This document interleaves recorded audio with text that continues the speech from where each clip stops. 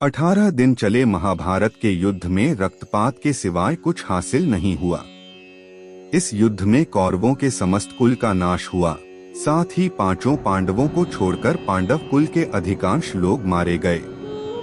लेकिन इसके कारण एक और वंश का खात्मा हो गया, वो था श्री कृष्ण जी का यदुवंश।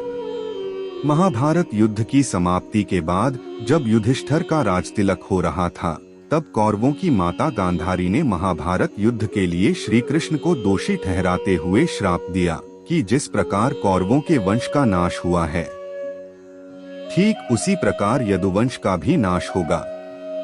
अपने पुत्र मोह में गांधारी ने इस न्याय युद्ध को अपने पुत्रों की मृत्यु का एक षड्यंत्र घोषित करते हुए श्री कृष्ण और उनके वंश के नाश होने का श्राप दे दिया था। आइए जानते हैं महाभारत की यह कहानी। गांधारी के सभी 100 पुत्रों की मौत हो गई थी।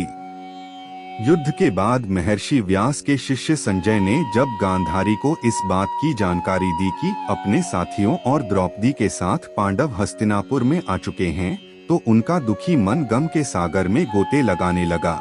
सारी पीड़ा एकदम से बाहर आ गई। दरअसल महाभारत की लड़ाई में कौरवों की हार हुई थी और गांधारी के सभी 100 पुत्रों की मौत हो गई थी। महाभारत का युद्ध समाप्त होने पर गांधारी क्रोध में आ गई। इस बीच श्री कृष्ण वहां शोक जताने पहुंचे। आपको बता दें कि श्री कृष्ण गांधारी का बेहद सम्मान करते थे। श्री कृष्ण को गांधारी ने दिया श्राप। बेटों के शवों पर विलाप कर रही गांधारी को भगवान श्री कृष्ण के आने का पता चला। उसके बाद उन्होंने अपने पुत्रों की मौत का जिम्मेदार श्री कृष्ण को ठहराया। गांधारी ने कहा, अगर उनके बेटों के खिलाफ षड्यंत्र न किया जाता तो उनकी मौत न होती, और षड्यंत्र का जिम्मेदार और कोई नहीं, केवल श्री कृष्ण हैं। गांधारी ने यह भी कहा कि श्री कृष्ण चाहते तो युद्ध होता ही नहीं, लेकिन उन्होंने ऐसा होने नहीं दिया। इसके बाद गांधारी ने भगवान श्री कृष्ण को उनके वंश के नाश होने का श्राप दे दिया। भगवान श्री कृष्ण ने उनके श्राप को स्वीकार किया और वहां से लौट गए। बाद में गांधारी के श्राप का असर हुआ और भगवान श्री कृष्ण के वंश का नाश हो गया।